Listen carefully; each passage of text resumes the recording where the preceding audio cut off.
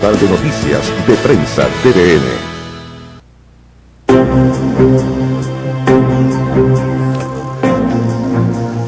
Estamos de vuelta a 11 de la noche con 5 minutos ya prácticamente. Vamos a presentar de inmediato con quienes vamos a conversar en esta oportunidad. Está con nosotros don Sebastián Sichel, abogado de sede Fuerza Pública. Muchas gracias por estar aquí. Mucho gusto.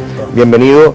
José Francisco García, más conocido como Cheche García. Gracias por estar aquí. Un gusto de nuevo, Juan Manuel. Coordinador de Políticas Públicas de Libertad y Desarrollo. Don Alfredo Ayoñán, sociólogo y cientista político UDP. Gracias por estar aquí. Juan Manuel, un gusto verte. Qué formal tu saludo. Bueno, Claro. Diego Chalper, abogado y coordinador del Movimiento Social Cristiano. Gracias por estar aquí. Gracias a ti por la invitación. Voy a partir contigo, Alfredo, al tiro. La presidenta Bachelet, en su discurso en el Balcón de la Moneda, marca con probablemente un par de frases lo que va a ser el camino de su gobierno definitivamente. Habla primero de un contrato solemne y además dice, entre otras cosas, que no quiere que todo quede reducido a un puñado de estadísticas, sino que invita al país a soñar. Me quiero quedar primero con la frase esta del contrato solemne. ¿Cómo la interpretas tú? Que tiene múltiples maneras de mirar, ¿no? Yo creo que tiene mucho que ver con el valor absolutamente inusual en la historia chilena desde el año 90 que adquirió el programa.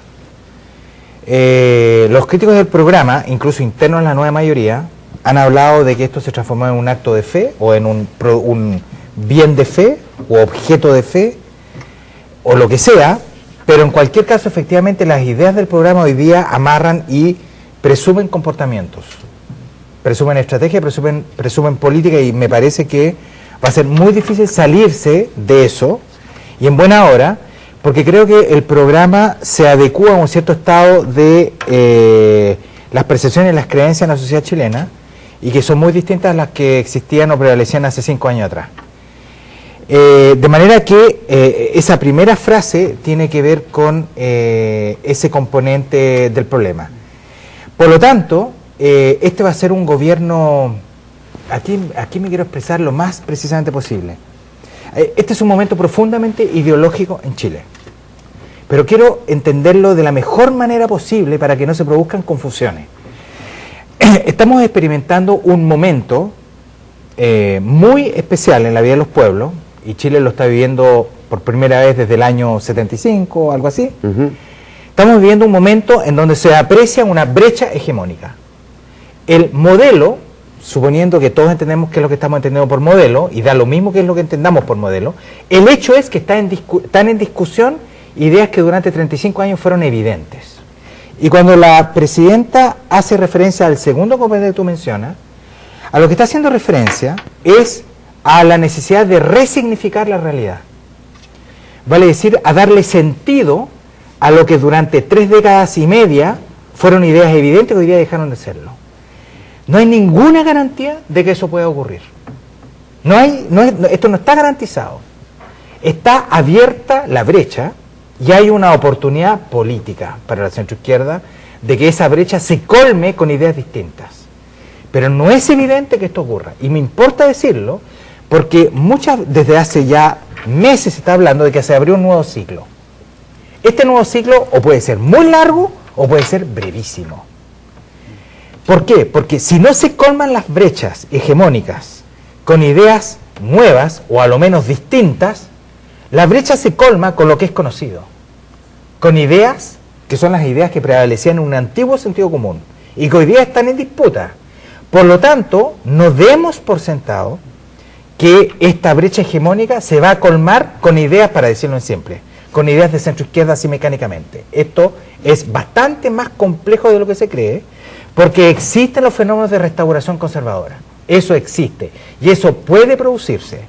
Si ustedes me piden mi opinión personal, ojalá que no ocurra una restauración conservadora. Pero de que eso puede ocurrir. Voy a seguir contigo, Sebastián, primero, o sea, si comparte lo que estaba planteando aquí Alfredo, que me parece muy interesante además, porque nos metemos derecho al meollo de lo que se ha estado discutiendo desde el punto de vista de lo que la sociedad viene reclamando, más allá de pedir compromisos concretos, ¿no?, escritos, de los que ya vamos a hablar también, porque hay una cuestión práctica que se tiene que materializar en proyectos de ley, en voluntades, en fin, pero primero, si sigue y comparte la lógica que ha planteado Alfredo aquí. No, 100%, y cuando escuchaba a Alfredo me acordaba el debate que tuvimos muchos los que estábamos acá, de lo que pasaba en 2009 cuando Piñera instala su gobierno. Y quizás el primer diagnóstico entre el 2010 y el 2011 común era: a este gobierno le falta relato, para decirlo en simple. Este gobierno no tiene una épica común que construya una realidad distinta a la que estábamos viviendo en ese minuto. La conclusión de ese gobierno fue finalmente, nunca lo terminó teniendo, y al final de este gobierno parecía más bien Piñera un gerente de una empresa que daba un balance respecto a sus cifras y lo que había pasado en su historia y cómo habían cambiado los ejes dentro de su gobierno, pero no entendió nunca que lo que él no tenía era no solo un diagnóstico de lo que pasaba, sino conclusiones meridianas respecto a cuáles eran los cambios que Chile necesitaba. ¿Qué pasó hoy día con Bachelet y quizás lo simbólico de su instalación? Que es muy distinto a lo que pasó en 2006. Hoy día el hecho que ella la instale en el gobierno no es que es mujer, o que es de una naturaleza distinta a su liderazgo, sino más bien que tiene un programa y un relato respecto a lo que quiere Chile hacia adelante. El riesgo de este relato es ver cuán realizable es respecto a las expectativas que ha generado esta sociedad. Y ahí Alfredo da en el clavo cuando dice: mira, el gran riesgo de esto es que estas expectativas terminen, o bien, con una reacción conservadora que se tome nuevamente esto y diga: mira, esto fue un error, el diagnóstico estaba adecuado, pero en realidad las soluciones que está proponiendo este relato no están de acuerdo a este diagnóstico, o bien que este diagnóstico que tenemos en común, la gente de centro izquierda, se transforme en un programa de gobierno, pero que tiene políticas públicas y reformas concretas. Quizás la gran deuda hoy día, y lo vivo aquí como un espectador, es básicamente saber cómo los tres ejes programáticos de este gobierno se van a materializar en concreto. La reforma tributaria, la reforma educacional y la nueva constitución hoy día requieren un acuerdo mayoritario dentro de esta nueva mayoría que se está construyendo respecto a cuál es la aplicación práctica y el sentido que le vamos a dar a esto. Si esto no se logra, puede ser un fracaso de centro izquierda, pero si esto se logra, puede ser también la batalla, o sea, la victoria cultural de la centro izquierda para los próximos 20 años que vivimos. El 90 se logró, porque ese hito era la reconstrucción de la democracia. Hoy día, a 2014 estamos empezando una nueva batalla cultural.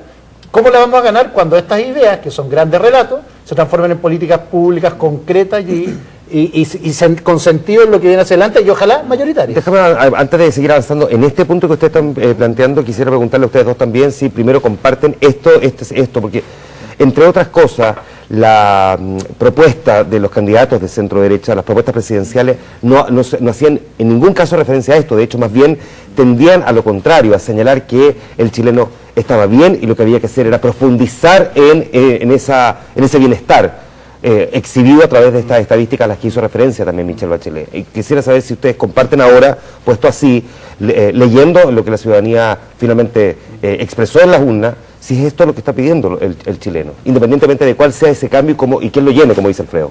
Mira, yo lo resumo de la siguiente manera. Yo creo que Chile le preguntaba al gobierno de Sebastián Piñera por qué había que hacer ciertas cosas y Sebastián Piñera contestaba cuánto. Entonces, yo tengo la impresión que uno de los legados culturales más significativos para el sector político de la centro-derecha es haberse dado cuenta que gobernar no es solamente grupos Tantauco, no es solamente técnicos expertos, no es solamente PowerPoint, no es solamente... digamos, todavía están buscando los pendrive, digamos, sino que tiene que ver con un relato político de fondo que, en mi opinión, dentro de la centro-derecha en los últimos 35 años era muy menospreciado. O sea, aquellos tipos que escribían columnas de fondo, que venían del mundo de las humanidades, está bien, eran señores que se podían entretener, que se junten, digamos, en Bellavista, pero no les demos mucho espacio porque no haya... Entonces, yo tengo la impresión que un gran legado cultural dentro del ideario de la centro-derecha es darse cuenta que estas discusiones de fondo ya tú no las puedes esquivar. Porque efectivamente la sociedad chilena hoy día, y en eso comparto, está más politizado, se quiere preguntas de fondo, ya no es solamente, no se trata de cómo administrar una determinada forma de relacionarnos, sino que tiene que ver en cómo nos vamos a relacionar. Ahora, yo con el tema del programa, Juan Manuel, también hay que ser justo, yo creo que es la manera que tiene un gobierno que tiene tal nivel de diversidad interna, de decir, señores, aquí tenemos un contrato solemne donde ustedes se pusieron de acuerdo que íbamos a funcionar. ¿Cuál es el problema? Que ese contrato tiene varias cláusulas bastante difusas todavía.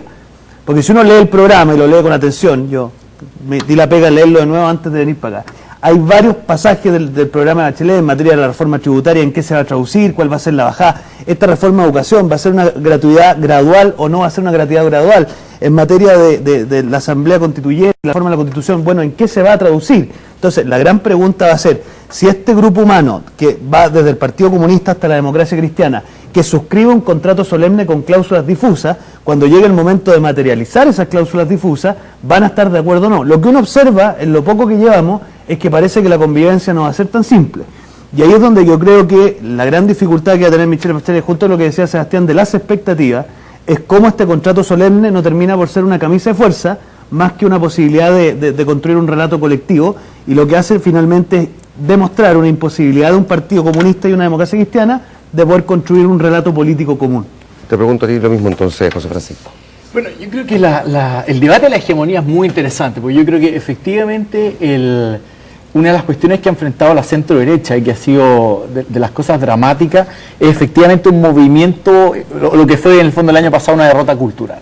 Y hay una derrota cultural, a mí me parece que fue agravada, pues no solamente fue desde el punto de vista de las ideas, sino que el recuerdo del golpe de los 40 años, las frases del presidente Piñera sobre cómplices pasivos, etcétera, además le dio ilegitimidad política a ciertos actores. Entonces, no solamente tú tienes un escenario donde había ilegitimidad de ciertas ideas que se habían defendido, y por otro lado ciertos cuestionamientos de si el gobierno del presidente Piñera estaba o no apuntalando esas ideas correctamente, ¿no? Que en lo valórico, por ejemplo, daría lo mismo, digamos, porque eso tiene que haber libertad. Si tú estás a favor del matrimonio igualitario o estás a favor del ABP, incluso los sectores más conservadores encontrarían que no es tan relevante como en ciertas miradas respecto a lo económico, social y ciertas maneras de entender la democracia constitucional, etcétera.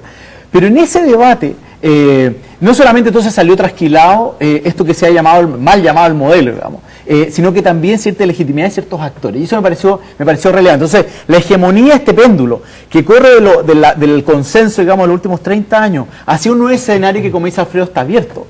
Me parece que tiene dos elementos para analizar. El primero es que la hegemonía en realidad va a estar en lo que estamos viendo ahora. Está en disputa al interior de la nueva mayoría, ¿no? O sea, y esto para la centro derecha es particularmente relevante, porque si la centro derecha no logra afinar una identidad, yo hoy día escribí una columna sobre la reconstrucción de la identidad de la centro derecha, si la centro derecha no da en el tono de la manera de ser oposición y la manera de transmitir a los ciudadanos cuál es su proyecto, el debate de la hegemonía en realidad va a dejar de ser entre el mundo de la izquierda y la centro derecha, va a pasar a ser un debate entre sectores moderados y maximalistas dentro de la nueva mayoría. Y en un escenario así, la centro derecha, sobre todo con la fuerza parlamentaria mermada que tiene, puede pasar a ser irrelevante. Entonces hoy día la hegemonía, me parece, no es solamente está abierta desde la perspectiva de si va a haber un nuevo contrato social y hacia dónde van a ser los pilares, hacia más estatismo, en fin, sino que en realidad el riesgo de que esa disputa sea dentro de la nueva mayoría, claro, puede parecernos a nosotros simpático desde afuera, desde el punto de vista que estamos viendo a Andrés Saldívar fusilar día por medio a personeros maximalistas nueva mayoría, o Escalona hace poco volver, digamos, a decir que se está fumando opio con lo de la Asamblea Constituyente. Pero el problema es que si el debate de la hegemonía se transforma dentro de la nueva mayoría, la centro derecha pasa a ser irrelevante. Y ese desafío para la centro derecha es importante. Déjame preguntar entonces, y permíteme avanzar un poquito más incluso en profundidad lo que tú planteaste al comienzo, Alfredo, que ha marcado esta conversación. Claramente mi pauta de preguntas va para otra parte porque no la vamos a usar. Has fijado en los derroteros de cómo va a conversar este programa hoy día, por eso lo invitamos, es ¿por qué la nueva mayoría y por qué en particular el equipo que trabajó en el programa de Michelle Bachelet, sientes tú, habría dado en el clavo de lo que más o menos la ciudadanía está esperando como respuesta? Te lo pregunto porque voy a dejar de lado la centro derecha, hubo otros 7 candidatos. De esos 7 voy a quedarme con 5, que incluso fueron más allá de lo que propuso Michelle Bachelet, fueron más al extremo, incluso algunos prometiendo eliminar el lucro, borrar las deudas de casas comerciales y cuestiones que eran bien increíbles, pero la gente por ellos votó apenas en un 1%, si es que no menos. Entonces la pregunta es, ¿cómo logra esta propuesta dar en el clavo y obtener el triunfo, y las otras, que parecían incluso ir más allá en la necesidad de hacer este cambio, fueron despreciadas derechamente? O sea, podría uno considerar, más lejanía, por lo menos en la forma, entre las propuestas de Michelle Bachelet y de la centroderecha que de las otras candidaturas, y esas otras candidaturas sí no fueron ninguneadas. Entonces la pregunta es, ¿qué es lo que hizo ahí? ¿Qué es lo que hace la diferencia? ¿Qué es lo que hace la diferencia? Mira, la respuesta más simple sería decir que lo que hace la diferencia son los atributos innatos de Michelle Bachelet: encanto, liderazgo, en fin. Eso existe, evidentemente, pero de verdad creo que eso no es lo que hace la diferencia. A mí me parece que lo que hace la diferencia son dos cosas. En primer lugar, lo que hizo la diferencia, y esto es muy importante, son los movimientos sociales. ¿Ustedes creen que sin movimientos sociales, sin el 2011 en adelante, ustedes creen que el programa de la presidenta Bachelet sería el que hoy día estamos viendo? La respuesta es no. Hubiese sido completamente distinto. Porque el estado de las creencias y del dominio de ideas económicas, sociales y políticas, en el año 2010 era diferente. Y ocurre que irrumpieron los movimientos sociales y movieron completamente el cerco, lo corrieron. Y lo que sucedió, producto de la acción de los movimientos sociales, muy especialmente el estudiantil, es que provocaron, obligaron a los partidos políticos, todos los partidos políticos, incluido la derecha, en esto, finalmente a tratar de hacerse o de entregarle voz a ese movimiento social que antes, en un estado antiguo del campo, carecía. Eso es lo primero que pasó. Pero lo segundo que pasó, y se ve quizás con menos claridad, es que el programa La Nueva Mayoría tiene un importante soporte intelectual. No estoy hablando solamente del otro modelo del cual soy autor, son varios los libros. El libro del otro modelo. Esos plays disponible en todas sus librerías. Cinco ediciones. Así tenemos un negocio, llegó la prueba que me tocó presentar ese libro. No, pero hablando súper en serio, lo que sucede es que hubo un primer acto intelectual importante. Yo sé que fue, yo tengo plena conciencia que fue ninguneado desde un primer momento. Así es. Que fue el libro de Alberto Mayol, objetivamente, El derrumbe del modelo, y que fue un éxito editorial. Siempre en materia ensayística hay que hacerse la pregunta, ¿por qué tal o cual libro tuvo tal éxito editorial? Eso no es un acto, no es un fenómeno de moda solamente, no es solamente un acto de compra, es un acto de consumo cultural, pero también de consumo ideológico. Ojo, Alberto, a quien le tengo mucho respeto, hizo algo importante. Criticó y desmontó desde la crítica negativa el modelo económico de desarrollo chileno. Pero hubo varios textos, y no solamente el otro modelo, hubo varios textos, el texto que dirigió el propio Ricardo Lago, un libro colectivo, un texto en el cual participó Oscar Landerreche, hubo varios textos que hicieron lo mismo pero en una clave más propositiva. ¿Eso redundó en qué cosa? Redundó en que la crítica al modelo se transformó en programa, en medidas por aplicar, recetas, como ustedes quieran llamarlo. Pero aún falta algo más. Si esto tiene éxito, esto debiese transformarse en no en un programa, en un proyecto, cuya esperanza de vida es infinitamente superior a la de un gobierno. Un proyecto histórico, un proyecto político en forma, es una imagen de futuro de una sociedad deseable, convocante, en donde finalmente los programas se alinean a esas ideas gruesas. Que eso puede ocurrir. A eso apuntaba Bachelet cuando ella habla de esta nueva constitución, y es lo que dijo hoy día en el discurso. Y esa es la gran intuición de la presidenta, cuando ella habla de que esto no es solamente un asunto de cifras, ella está haciendo referencia, en mi lenguaje, a significados, a cultura. Pero eso no está garantizado. Eso es una posibilidad. Voy ahora a la siguiente pregunta. Continuando esta conversación, puedes complementar lo que dice Alfredo, pero aprovecho de preguntarte también, Sebastián, ¿qué crees tú, ya empezando a aterrizarla, que la ciudadanía espera en este proceso, en esta maduración, en esta evolución, cambio, mutación, o como lo queramos definir a esta altura, pero que se vaya concretando en el mediano plazo, en el largo plazo, pero otras que espera que se concreten ya? Misma pregunta que dejo planteada a ustedes dos también, porque esto es independiente de quién las ponga en práctica. Esto es lo que más bien la ciudadanía está demandando. Pero, mira, creo que además de lo que incluye Alfredo, comparto ciertas cosas de eso, hay ciertos hechos políticos que nos llevan al lugar o al estadio donde estamos. Primero, yo creo que Sebastián Piñera, él triunfa en su minuto, o sea, la dinámica cultural no cambia tan rápido. Hace 4 años ganó la centro-derecha en Chile y triunfa con una oferta de cambio. Y claramente había una sensación social de que se necesitaba algo distinto a lo que estaba sucediendo. La misma Michelle Bachelet o Eduardo Frei en su minuto pierden esta elección frente a alguien que ofrecía cambio de alguna forma.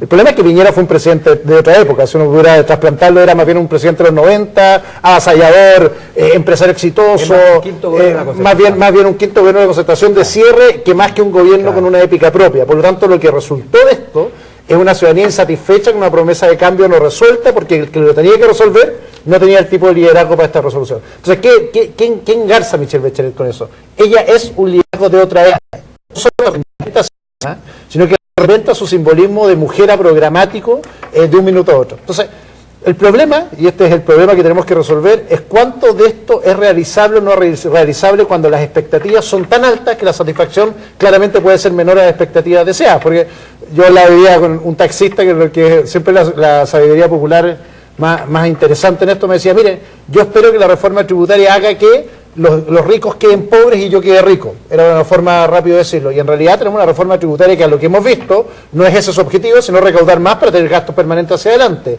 Yo espero una nueva constitución, fue acción gay hace 2 días, en que nos asegure el matrimonio igualitario a todos. Y claramente no sabemos qué va a asegurar esta nueva constitución. El gran riesgo político que estamos corriendo, y me siento parte de esto, es que el aterrizaje concreto de esto va a tener diferencias profundas en lo que estamos. Entonces tú cuando, Alfredo, tú hablas de esto puede transformarse en un proyecto de la centroizquierda chileno, por supuesto, pero en realidad el diablo se mete en los detalles. Y mi gran riesgo en lo que viene hoy día es cómo somos capaces, en una nueva mayoría que es bastante distinta, entender que la responsabilidad de estos cambios y la subjetividad de estos cambios van a condicionarlo. Y ahí quiero meterme en lo que decía Cheche. Claro, que tiene mucho que ver con estas discusiones que se pueden dar al interior de la nueva mayoría también. Y quizás lo más relevante de esto es que yo creo que Piñera solo encontró el tono al final de su periodo, cuando empezó a hablar de los cómplices pasivos, le encontró una pequeña épica a la derecha respecto a esta nueva derecha renovada. El riesgo que está viviendo la centro derecha en Chile, que más que transformarse en un actor que contribuya a este proceso de reformas que Chile necesita, se retrotraiga y vuelva a transformarse en un sector que veta todo tipo de reforma, más bien por riesgo y por temor cultural, más que por convencimiento de lo que tiene que hacer. Y ahí, el gran debate, para pasarme al otro lado, va a ser qué rol juega la UDI, que hoy día tiene la prioridad parlamentaria más grande, con un sector atomizado como es el mundo liberal o de centro derecha moderna, para cumplir estos acuerdos que quieren. Yo no estoy tan convencido, y ahí es lo que difiero, que aquí la gente tenga necesidad de un modelo distinto. Lo que quiere son respuestas concretas respecto a aquellas soluciones que no le dimos en la transición. Igualdad o inclusión, reforma educacional, modernización del Estado en todas las dimensiones que esto tiene y una nueva épica. Perdona, para pasar la palabra al resto, pero ¿no es también un modelo distinto? Digo, desde el 90 en adelante, con matices, pero se vino administrando más o menos eso, que finalmente mantuvo los niveles de desigualdad, fue proyectando a Chile en materia de crecimiento, pero no necesariamente en que cuando se hablaba de ingreso per cápita eso la gente realmente lo sintiera necesariamente en el día a día y que fuera demandando otras cosas también, yo siento que no sintiera que se discutió sobre igualdad, por ejemplo. Es que yo creo que una trampa retórica en esto, Juan Manuel, y he llegado bastante a la convicción de esto. Lo que pasó acá es simplemente que funcionamos administrando el modelo tal cual estaba, y donde teníamos que lograr acuerdos y no los sostuvimos, lo que hicimos fue meterlo bajo la alfombra rápidamente. Reforma educacional el año 2005, en que en realidad la UI dijo, no estoy de acuerdo. Reforma tributaria del año 92, en que no hubo más acuerdo. Por lo tanto, más que una discusión, aquí nadie está diciendo queremos que el Estado tome de nuevo la forma de producción u otra. Lo que estamos diciendo es, en los matices, donde se ponen los acentos, que es lo que estamos prometiendo desde el tiempo del lago, crecer con igualdad, no hemos sido capaces de dar soluciones concretas y no hicimos los lesos. ¿No hemos sido capaces, te pregunto a ti, Diego, o es que no había lo suficiente convicción? Porque, y esto lo hemos discutido antes con Alfredo, esto lo viene planteando el Programa de Naciones Unidas para el Desarrollo, el PNUD, desde hace mucho rato, desde comienzo del 2000 prácticamente, que viene diciendo que la ciudadanía chilena está demandando eso. Entonces la pregunta es si no existía la convicción o no se encontraron los mecanismos, y en el caso particular de este gobierno que se va, tampoco salió a buscarlo o a implementarlo. ¿Sabes qué pasa? Que yo verdaderamente pienso que es un tema de proceso, Juan Manuel, porque yo creo que la generación de los 90 es una generación de la política de los consensos, de que se hacía lo que se podía hacer, y ese era un poco el discurso que uno escuchaba, no se puede hacer más, ¿ah? Yo siento que las nuevas generaciones han cambiado el poder hacer por el querer hacer, o sea, qué es lo que queremos, y la gran disputa ya no es acerca de lo fáctico, sino que más bien de lo ideal, de los ideales, y pienso que tiene que ver con un empoderamiento de la ciudadanía, una ciudadanía que quiere participar mucho más, que rechaza la concentración de poder, que rechaza las cúpulas cerradas. Veo que se ha tematizado mucho más el tema de la desigualdad, que era una demanda de hace mucho tiempo en el país. Mucho tiempo se decía, no, el problema no es la desigualdad, es la pobreza. Eso tú lo escuchabas bastante seguido, y hoy día no, hoy día están todos más o menos de acuerdo que el problema es la desigualdad. Entonces, yo pienso que nosotros por delante tenemos una disputa cultural muy interesante, donde ya se acabó la política de los consensos, quizás ahora es la política de los contratos, ¿eh? Pero yo tengo la impresión, y a mí me asusta una cosa y quiero plantearlo, no me asusta así como que no puedo dormir, pero yo siento que estas cosas o se pueden abordar en colectivo o en torno a figuras individuales, porque tú miras hoy día el gabinete de Michelle Bachelet, y yo decía Max Colodro dio en el clavo, es un gabinete alter ego, cargos clave, puras personas que son como una especie de guardia cortesana de ella. Y tú miras la centro derecha y la comparsa en torno a la figura de Sebastián Piñera proyecta más o menos lo mismo, o sea, en vez de nosotros hacer el desgaste, de hacer esto de un modo institucional, a través de una coalición de partidos políticos, es más fácil hacerlo en torno de una persona y su grupo de apoyo. Y eso es peligroso, porque fíjate que cuando tú no lo haces esto de un modo institucional y tienes una disputa a nivel de las distintas visiones que tú tienes dentro de una coalición, sino que más bien te albergas en un liderazgo concreto, y los liderazgos que rodean esto no es el liderazgo concreto, yo encuentro que al final esto deja de ser institucional, y eso al final no me parece bueno. Yo siento que hoy día uno de los problemas que tiene Michelle Bachelet es el bacheletismo, esta especie de aristocracia que gobierna los distintos ministerios, que es gente que de alguna u otra manera, para poder llegar a ella hay que pasar por el bacheletismo, ¿te fijas? Donde los partidos dan la impresión que mandan mensajes por la prensa porque no tienen una interlocución tan simple con ella. El hermetismo y la manera en cómo uno se entera de los nombramientos... Eso que tú miras como un defecto no podría por otra parte ser interpretado también como una virtud, visto que uno de los grandes problemas que tuvo el presidente Sebastián Piñera es que precisamente porque no tenían esta especie de embudo, por decirlo así, o de pirámide, que ordenara un poco la cosa, lo que hizo fue que se le desordenara completamente. A esta altura me parece que es inoficioso para el este debate discutir de quién es la responsabilidad, pero ahí ocurrió exactamente lo contrario, nadie ordenó nada, entonces finalmente la gran oposición de Piñera terminó siendo parte de Renovación Nacional y la UDI. Lo que pasa es que yo creo que la solución de eso no es implementar un modelo hermético donde cierto grupo cerrado de personas toman definiciones y el resto intenta participar, porque eso inevitablemente te va a ir tensionando las confianzas adentro. Y a mí me da la impresión, y esta es otra problemática del diseño, que es el mismo problema que tenías cuando tenías a Hinspeter en primera línea. Si Peñailillo, que es un hombre de confianza de ella, es la llamada a ser fusible en todo conflicto que se genere, todo daño político al final le impacta directamente a ella. Y como todo este liderazgo está construido en base a su propio proceso, si nos anduve emocionando, obviamente es un diseño, a mí me parece complejo. José Francisco, que queda con la palabra ahí todavía veía frente a este escenario, porque aquí también hay un desafío para Michelle Bachelet, y cuando se tiene además tantas formaciones políticas detrás de ella, con diferencia de opinión, como tú planteaste hace un rato, a pesar de que está alineado detrás de su programa de gobierno, como bien dice Sebastián, el diablo se mete en los detalles. Aquí se pueden encontrar con muchas dificultades precisamente en el poner de acuerdo en ese marginal, que no es ni tan marginal. Sí, pero el problema es que, claro, cuando uno mira el problema de la violación a los derechos humanos en Venezuela en estos momentos, y uno ve a Pato Walker decir, Maduro tiene legitimidad de origen, pero ahora es de un dictador. Su hermano acaba de decir ayer, no, que venga porque lo vamos a recibir bien, y el Partido Comunista adopta una actitud de apoyo radical a lo que está haciendo Maduro y no condena nada. Entonces uno dice, claro, ese contrato solemne tiene mucho sentido, porque efectivamente hay ciertas bases nucleares por sobre las cuales esas diferencias se pueden administrar. De hecho, Andrade, cuando viene el conflicto de Maduro, dice, por favor, tratemos de no hacer este papelón que estamos haciendo, porque ni siquiera hemos llegado al gobierno y ya estamos dando este espectáculo. Andrade con una cara, digamos, a la que uno está poco acostumbrado, porque siempre da estas conferencias de prensa muy tranquilo, pauteando a lo Vidal como antes, ¿no? Pero el problema de eso es que el programa, este contrato solemne, todavía tiene demasiadas ambigüedades, ¿no? O sea, tiene grandes promesas, pero es demasiado ambiguo. Entonces, cuando se tenga que analizar los detalles, es cuando va a venir lo que en el pasado decía de Gregorio en materia de educación, lo que decía Andrés Velasco. Yo estoy pensando en la posición de Sebastián, que es cercano a Fuerza Pública. Cuando uno ve cómo uno a uno Andrés Velasco iba rebatiendo cada una de las propuestas centrales de Michelle Bachelet, uno dice, bueno, esto no sé si Andrés Velasco va a seguir o no en la nueva mayoría, pero en el fondo el programa no resuelve esas cuestiones, y eso a mí me parece un desafío de Bachelet. Pero quiero volver al tema de las ideas que estábamos conversando antes.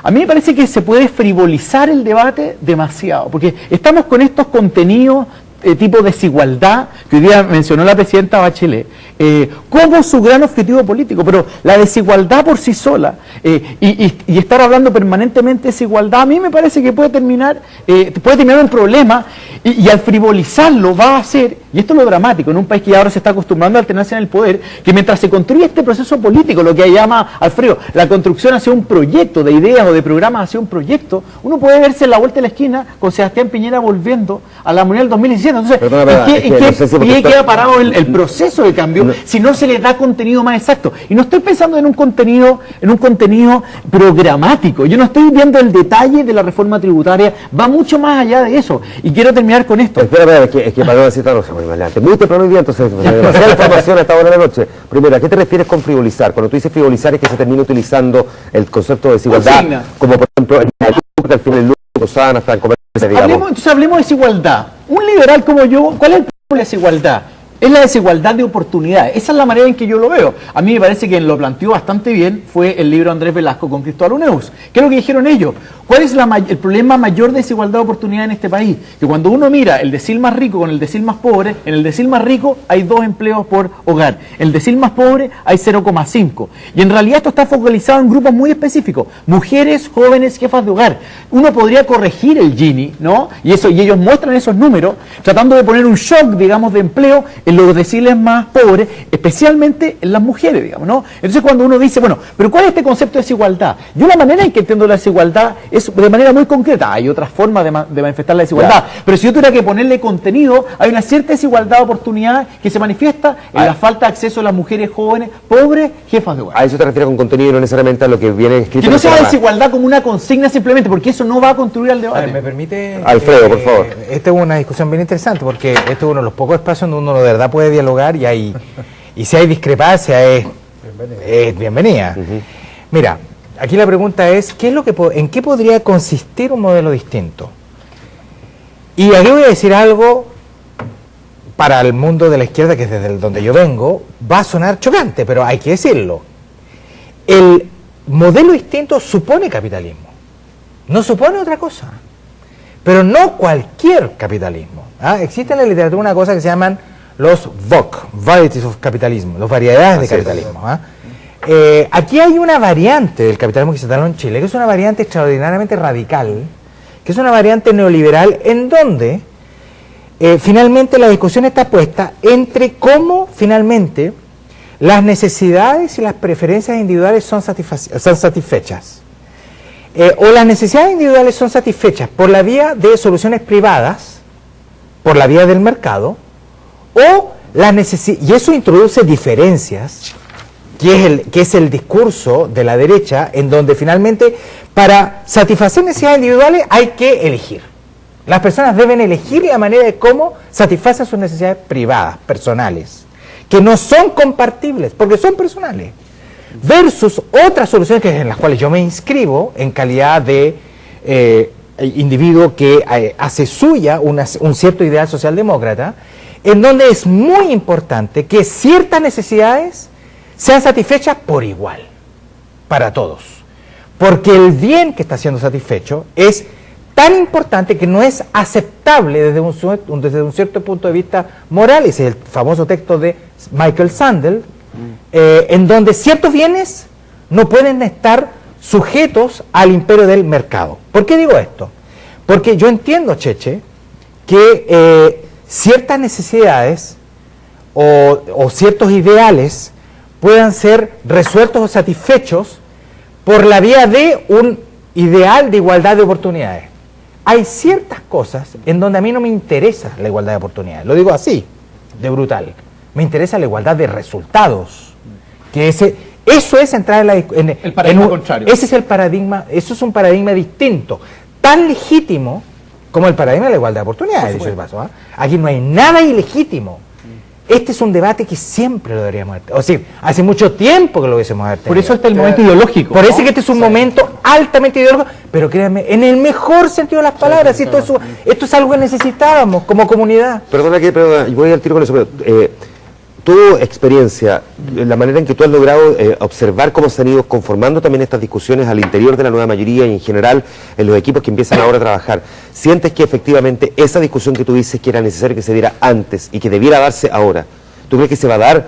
Pregunto porque puede quedar la idea también de que termine todo radicalizándose en discusiones más bien muy someras, muy concretas, muy en el detalle, muy del proyecto. Procedimentales, mándamelo por escrito, es que no lo he visto en el programa de gobierno y que efectivamente si tú me das esto yo te doy esto otro. ¿Entiendes a dónde voy, no? Franca, respuesta franca. Sí. En algunos, sí, esta discusión es importante, en otros es irrelevante. La pregunta es ¿por qué? En algunos es porque hay un sesgo tecnocrático en donde lo que aquí estamos discutiendo entre Cheche y yo, igualdad de oportunidades versus en algunos aspectos de la vida en común. Sí, porque hay matices. Que por supuesto, esto está lleno de matices, esto no es tan evidente como discusión, pero hay otros sectores en donde esto sí hace sentido, que son los sectores más intelectuales, si ustedes prefieren, no necesariamente los más tecnocráticos, los más intelectuales. Pero esta es una discusión que realmente se dirime política e ideológicamente. Porque aquí, ¿qué es lo que hay? Aquí es una discusión sobre significado, esto es una discusión cultural. Sí, esto es muy importante, de verdad. No quiero extremar la discusión, ni dramatizarla, ni establecer un guión melodramático, no es mi punto. Me importa decir de que lo que hoy día estamos discutiendo, incluso en esta mesa, yo les firmo, esto hace 5 años atrás, esta discusión era de extraterrestres. Sí. Objetivamente, era de extraterrestres. Y hoy día no lo es. ¿Por qué? Pues es una discusión que se hizo socialmente necesaria. Y eso está bien. Sebastián. Sí. Lo único que le veo riesgo a esta discusión sobre ideologizar en el sentido positivo de la palabra es que claramente uno tiene 4 años para gobernar. Y eso tiene un derrotero propio. That's the problem. Y nosotros hemos resuelto siempre, los que pertenecemos a la cultura democrática, o para decirlo a la cultura de la centro-izquierda, siempre hemos resuelto estos conflictos de dos maneras. De la manera mala, que es diciendo, bueno, estas zonas conflictivas que no queremos discutir, guardémoslas debajo de la mesa. O de una manera buena, que es donde teníamos grandes acuerdos, los impulsamos y con matices más, matices menos, impulsamos políticas públicas que avanzaban en ese sentido. Yo le tengo un poco de miedo, y aquí, otra vez, sin dramatizar la situación, un poco de miedo a que nos inmovilicemos en esta discusión, que es parte del riesgo que tuvimos en la campaña, que eran los maximalismos y las caricaturas. Si Velasco decía, mira, en realidad yo creo en que hay que inyectar las políticas públicas en el empleo, y ahí está la focalización de lo que tenemos que hacer, y al otro lado José Antonio Gómez decía, no, ese no es el problema en realidad es la nueva constitución. Lo que terminábamos diciéndole, mira, sabéis que no tenemos ninguna posibilidad de ponernos de acuerdo, ya que hay un facho o un marxista parado en el mismo escenario. Yo tengo la sensación que en la conformación política que ha tomado este gobierno, y quizás lo más interesante, yo iba a decir una cosa bien franca, soy un admirador de Rodrigo Peñailiga, porque él ha sido un gran articulador de una nueva generación que ha construido un acuerdo en que estos disensos, que son caricaturizados, no están al interior del gobierno. Y si uno mira bien lo que se está constituyendo acá, no solo una nueva generación política que es capaz de innovar en la forma en que resuelve los conflictos, sino que también es una nueva épica que ha sido capaz de terminar el relato democrático de los 90 y construir esta nueva etos. Pero, y aquí vuelvo otra vez a lo trágico que puede ser el resultado de esto. Porque siempre el pero es trágico. El pero es trágico, ¿no? Porque el pero y los puntos suspensivos, claro. Lo trágico de esto puede ser, en esta discusión de la igualdad de resultados, o los mínimos sociales los mínimos sociales garantizados y todo lo que viene detrás, el gran debate va a ser cómo somos capaces de equilibrar dos cosas que nunca equilibramos. Sostener el nivel de crecimiento que necesitamos para garantizar estos mínimos sociales y saber que son igualmente relevantes para llegar a este objetivo, y ser capaces además de hacer reformas estructurales que garanticen lo que queremos garantizar. Y mi riesgo es que aquí los acentos de unos y otros parecen ir en sentido absolutamente contrario. Los que están transmitiendo que esto es un problema de crecimiento y están asustados por el precio del cobre, y los que están transmitiendo que en realidad tenemos que regular al máximo y que da lo mismo como crecemos. Eso es el verdadero debate que vamos a tener al interior de la nueva mayoría en lo que viene. Cómo somos capaces de equilibrar dos cosas que hacíamos bien o mal antes. Hacíamos muy bien lo del crecimiento, muy mal lo de los cambios sustantivos. Hoy día vamos a ver cómo resolvemos esto. Te pregunto, Diego, entonces, ¿cómo siguen desde la centro derecha una discusión de esta categoría? Porque es una discusión maciza, es sólida, es contundente y es difícil para quienes van a estar gobernando, pero para quienes están en la vereda del frente hoy día puede serlo incluso más, porque ahí sí que pueden quedar o completamente marginados o esperar que simplemente aquí se produzcan tropiezos para tratar de volver al poder. ¿Sabes lo que pasa? Yo creo que, mira, a mí me llama la atención que Alfredo le llame cultural, porque efectivamente es cultural, o sea, tiene que ver con los comportamientos de los pueblos. Yo hablaría que es una discusión política, lo que pasa es que hoy día lo cultural y lo político se cruza un poco, pero yo lo veo con muy buenos ojos, porque esto en mi generación, probablemente las generaciones más antiguas es un poquito más raro, mirarán a Alfredo como con novedad, pero en nuestra generación la discusión política... Elegante, con lo novedad. Claro, pero es que ¿sabes lo que pasa? Esto de mira, tú te digas, pero en la universidad las discusiones son qué entendemos por libertad. Nos compramos más un rollo donde la libertad del individualismo y el libre mercado ultranza, o una economía social de mercado como lo que se propugna. Entonces, todas estas discusiones que parecen muy abstractas, en realidad tienen que ver con las definiciones culturales y políticas que estamos tomando. Cuando tú te juegas por la educación gratuita, al final lo que hay detrás es qué entiendes por el rol del Estado, qué entiendes por la libertad de enseñanza. Entonces, estas discusiones no son tan abstractas ya. Y cualquier sector político que quiera abstraerse de estas discusiones de fondo está liquidado. Tengo la idea, perdona, es que solamente voy a corregir, tengo la idea, perdona, Diego, sí, voy al tiro contigo, pero tengo la idea que ninguna de estas discusiones en estricto rigor es realmente abstracta. Lo que pasa es que puede ser que la forma en que se expresen puede resultar un tanto de esa forma. Aquí estamos hablando de cuestiones súper concretas. Ahora, también está el temor que lo que dice Sebastián, que nos quedemos en esto, que es muy entretenido y yo me parece muy entusiasta, pero que francamente hay que bajarlo. Ahora, yo hay que tener conciencia de que las discusiones cuando empiezan a bajar, empiezan a modificar estructuras. Y ahí es cuando los señores entusiastas de la discusión, cuando ven afectados sus privilegios, se les acaba un poco el entusiasmo. Entonces, a mí me encantaría que la nueva mayoría, cuando llegue el momento de esto, bajarlo y planteemos con fuerza terminar con la concentración de poder político, estén dispuestos a modificar el sistema electoral, estén dispuestos a limitar la elección de los parlamentarios, estén dispuestos a financiamiento estatal de los partidos, porque si no al final esto es pura chaya, ¿eh? Entonces, ¿qué es lo que uno observa? Uno observa a la élite política muchas veces muy poco dispuesta a que cuando esto se traduzca en cambio en los privilegios, en cambio en los posicionamientos de poder actual, estar dispuesto a hacer ese paso.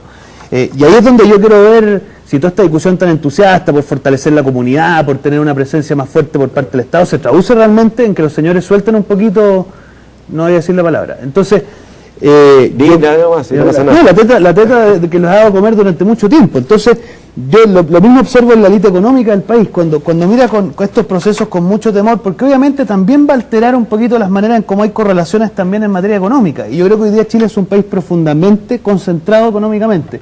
Y cuando tú dices reforma tributaria y redistribución de los ingresos, obviamente eso toca privilegios, pisa callos, como lo diríamos en castellano. Entonces, con esto cierro mi idea. Para nuestra generación, estas discusiones, Alfredo le llama culturales, yo les llamo políticas, porque mucho tiempo en Chile la política ha sido esta discusión media rasca de quién se queda con un cargo. Para mí política es discutir proyectos de sociedad. ¿Ah?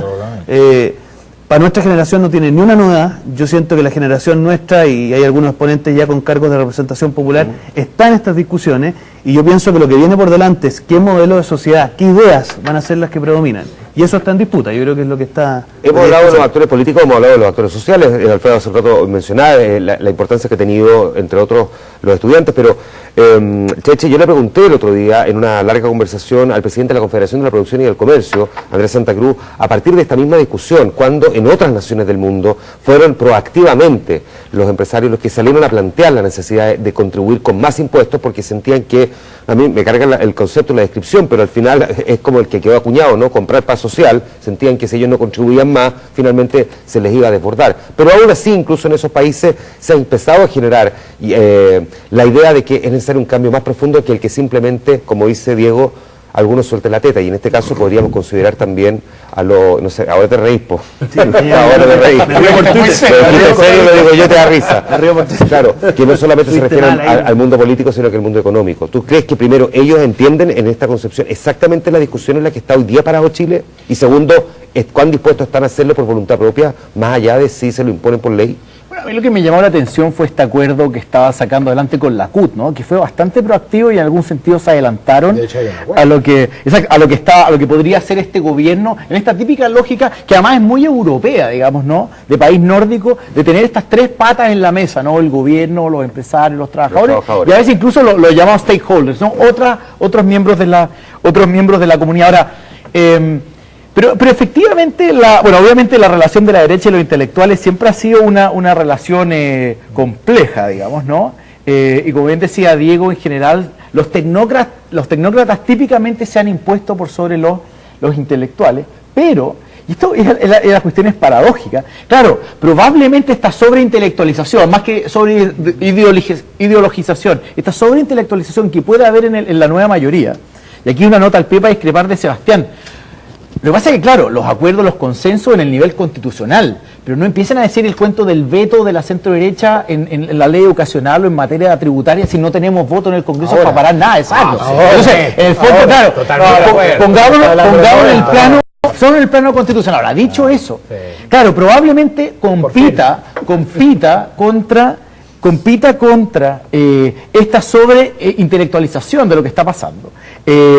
Un gobierno realizador, ¿no? Pero además, y esto es lo paradójico, que hoy día, y estaba pensando ahora que ustedes están hablando también de Peñalillo, lo interesante hoy día es que uno está viendo que pareciera ser que el pandero va a volver a Hacienda, ¿no? O sea, da la sensación que Arena está hoy día teniendo bastante poder. Yo no sé si Arena le va a imprimir un sello tecnocrático a esto, pero da la sensación que está asumiendo un rol muy relevante, está teniendo en sus manos la discusión de la reforma tributaria, que es lo que viene ahora, y probablemente en los próximos meses sea Arena quien tenga todos los focos, digamos, de atención de lo que son la primera gran reforma de Michelle Bachelet, y que el poder vuelva, digamos, el péndulo gire, la misma crítica que se dice de Velasco, su exceso de poder, sus peleas con Andrade que ganó Velasco, el péndulo entre Velasco y entre Peñalillo y Arena a mí me parece muy interesante, porque vamos a tener un escenario sobreintelectualizado por un lado, que probablemente va a atentar con el gobierno hegemonizador, ¿no? Por lo que ustedes han dicho. Hay que dejar adelante el programa de gobierno, lo que más a ustedes les preocupa. Pero esta suerte constitucional invita a este debate sobre las grandes ideas, pero por otro lado, el eje no está, me parece a mí, en el equipo político, sino que está en arenas, ¿no? Y esa tensión a mí me parece que va a ser interesante en los primeros meses. Pero ojo, ¿sabes qué? Alberto Arenas es alguien, yo no lo conozco bien, lo conozco, pero eso es alguien que viene del mundo, él viene del mundo de la militancia comunista. Arenas no es un hombre ajeno a la política. Por lo tanto, no lo vean, no lo lean solamente, puedo equivocarme, porque al final manda la práctica gubernamental. Pero de verdad creo que no es solo un tecnócrata. Pero sabe de política, sabe de debate ideológico, como todo buen militante comunista o de izquierda ideológica como era en la época. Por lo tanto, es alguien que debiese tener sensibilidad, entre otras cosas, con lo que estamos conversando. ¿Saben cuál es mi duda en esto? Pero es un buen garante de la política fiscal además. Bueno, por supuesto. No es menor. No, está bien, sí. Es que no es menor, la política, no, pero no, objetivamente. La política también está.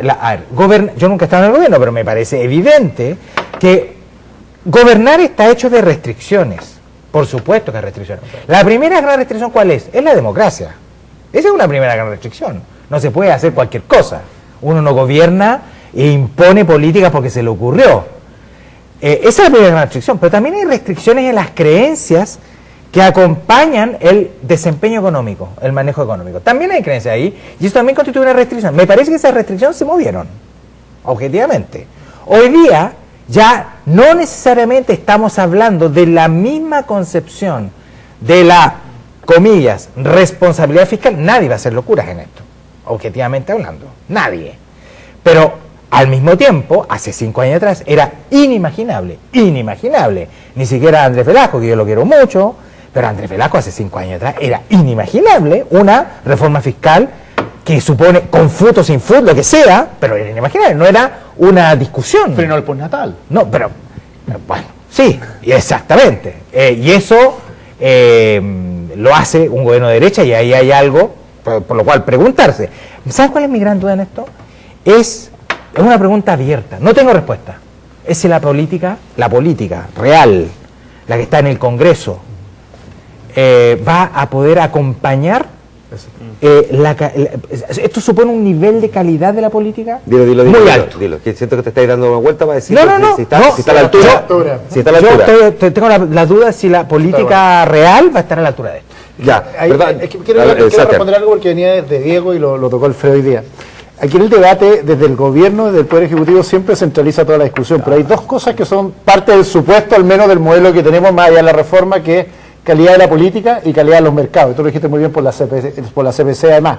Yo le tengo bastante temor, y temor reverencial, a si nuestra clase política va a ser capaz de estar a la altura, no solo de la reforma, sino de los mínimos minimorum que se requieren para que tengamos una buena democracia. Es decir, mejorar la competencia, transparentar el financiamiento, regular el lobby, todo lo que sabemos detrás de esto y que hemos hablado hasta el cansancio. Y lo mismo pasa con los mercados en Chile. En Chile tenemos un supuesto, y a mí me cuesta mucho con la CPC estos días cuando he visto titulares al revés, un supuesto que la CPC es casi una resistencia al cambio más que un articulador de cambios que benefician a la sociedad. Por lo tanto, también quiero ver cuánta capacidad van a tener nuestras mismas organizaciones gremiales y además los empresarios de entender que parte del proceso de reforma parte por ellos más allá de lo que pasa en el Estado. Y estos dos supuestos, que no son tan obvios, que es que la política tenga una calidad a la altura y mejore su competencia, y que los mercados y sus representantes, los empresarios, tengan una calidad a la altura y mejoren su competencia, permiten que esto funcione. Si lo que tenemos al final, yo me encanta la asociación de ISAPRE porque siempre está para el otro lado de esto, tengo esta especie de asociación de ISAPRE que cada vez que hay un cambio dice, no, en realidad no queremos hacer ni un cambio. Y en la política tenemos esta especie de partido hoy día que cada vez que hay un cambio dice, no sé si ya viene, pero no lo vamos a hacer todavía.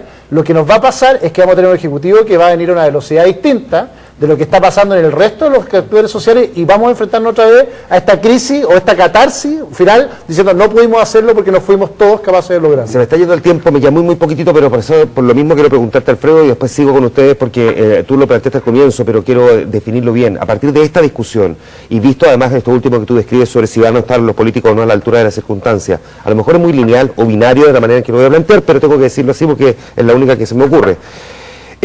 La discusión debiera ser esta primero y luego establecer qué tipo de nueva constitución debiéramos tener, o es una nueva constitución y a partir de ahí esta otra discusión, porque o debiera ser en paralelo. Es complejo esto. Es una gran pregunta esa, y yo Cuando yo emito una duda sobre si la política va a estar a la altura, no es para ofender, de verdad. Yo de verdad considero que la clase política chilena es, pero sobresaliente a escala latinoamericana, de verdad. Es una gran clase política la que tiene Chile en comparación con otros países. Pero el nivel de exigencia de este debate, de estos debates, es tan alto que la duda por lo menos es legítima. Ahora, la pregunta que tú emites, Juan Manuel, es crucial. ¿Es posible hacer 3 grandes reformas al mismo tiempo? No lo sé. Aquí hay 3 preguntas sobre profundidad de las reformas, sobre simultaneidad de las reformas y sobre alcance. Y de verdad no tengo respuesta clara a eso. Yo puedo perfectamente entender que los políticos, de los cuales yo no me declaro político profesional, sé de política, pero no soy político, puedo entender que los políticos, situados frente a este tipo de situaciones, se sientan ante la necesidad de jerarquizar. Prioricemos acá. ¿Por dónde partimos? Trasladamos las reformas políticas, la reforma constitucional al año 2, al año 3, no tengo idea. La pregunta es legítima, porque esto tiene que ver con capacidad política de la coalición propia para procesar tal magnitud de transformaciones. Y eso es una pregunta, pero es una excelente pregunta, y se responde empíricamente, y no sé cuál es la respuesta. Diego. No, te agrego 2 datos más para complejizar aún más el tema, con una ciudadanía expectante, y además, si uno mira la cifra hoy día en la segunda, profundamente dubitativa. Uno ve que en algunas materias sí confían en que estos cambios se van a hacer, en otros no tanto. O sea, como que la ciudadanía, yo percibí en la segunda, una muestra muy mínima, pero claro, una encuesta muy mínima, pero obviamente también te habla de una ciudadanía que está muy pendiente y que no cree capaz de lograr las 3 cosas. La encuesta que hizo con la UDE. Claro. Y lo tercero que yo te quisiera decir es que a mí me da la impresión que la Constitución, al final, tiene que ser el fiel reflejo del modelo de sociedad que tú quieres tener. O sea, la Constitución cumple ese rol. Si la Constitución deja de cumplir ese rol, tarde o temprano se empieza a caer en desuso, ¿te fijas? Entonces, si esto no va en paralelo, o sea, si un gobierno dice, yo quiero proponerle a la sociedad un nuevo modelo de sociedad, al cual hay ciertos sectores que se van a trincherar y van a decir, no, yo no quiero entrar en esta discusión y me quiero albergar en mis privilegios, yo creo que les va a ir pésimo. Pero aquellas personas que van a sumarse a esta discusión, dentro de los cuales queremos varios participar, la gran pregunta va a ser cómo esa Constitución refleja esta discusión política y cómo inspira las otras reformas, porque al final tú no puedes crear una reforma vocacional que no dialoga con lo que dice la Constitución. Eso es un contrasentido, no solo del sentido común más básico, sino que, entonces esa es la gran discusión, y yo creo que no pueden sino correr en paralelo, Juan Manuel. José Francisco. Bueno, ahí por lo menos hay una buena noticia, porque Diego diga que no hay que mantenerse los privilegios, entonces cuando venga el debate de matrimonio igualitario, los heterosexuales no van a pelear no van a pelear el monopolio. No, pero ahora, a ver si libertad de desarrollo en términos de desigualdad va a tener la misma apertura, porque al final saliendo de la broma, yo diría que las exigencias además ya están, hay ciertas prioridades, ¿no? La debate de reforma tributaria, reforma vocacional, está entre los 50 compromisos de los primeros 100 días. O sea, y hoy día la presidenta Bachelet, junto con el tema de la desigualdad, junto con mandarle un palo a Piñera en el tema de las cifras, enfatizó los compromisos que tiene y le dijo a los ministros, hoy día llegan a las 4 de la tarde después del almuerzo en Cerro Castillo, para hacerse cargo de implementar estos 5 compromisos. Ahí no está el debate constitucional. Y el problema del debate constitucional es otro también, obviamente de una magnitud a otra escala, pero además se le pusieron exigencias que son particularmente complejas, y están todos, digamos, dándose contra la pared de qué es lo que es participativo. Y hoy día la presidenta Bachelet, junto con la Asamblea Constituyente, tiene 3 alternativas de qué se entiende por un proceso participativo. Entonces, yo diría, a mi juicio, probablemente el debate constitucional va a tener que dejarse para el segundo semestre, para el próximo año, porque hay un compromiso evidente en materia tributaria y educacional, y mi sensación es que las señales se han dado de que esas van a ser las prioridades. Pero hay algo que sabemos, pero hay algo que sabemos que, de lo cual va a requerir la futura nueva Constitución, cualquiera sea, es que debe poseer legitimidad no solamente política, debe poseer legitimidad social. La pregunta es cómo se logra eso. ¿Por qué legitimidad social? Porque es imperativo que la Constitución produzca orgullo. Y nadie de nosotros, estoy seguro, nadie de nosotros en esta mesa tiene orgullo por la Constitución del 80. Pues no produce orgullo, ni lealtad. Sebastián, para terminar. Una sola cosa, el sentido común además indica que la reforma tributaria va a ser lo primero, porque aquí lo que se están comprometiendo son gastos, y por lo tanto hay una urgencia de recaudar más, sobre todo con tasa de crecimiento reducida al 3,7 que lo aproximan hoy día, hay una urgencia de recaudar más para poder hacer la reforma vocacional. Entonces, en pasos secuenciales, claramente empezamos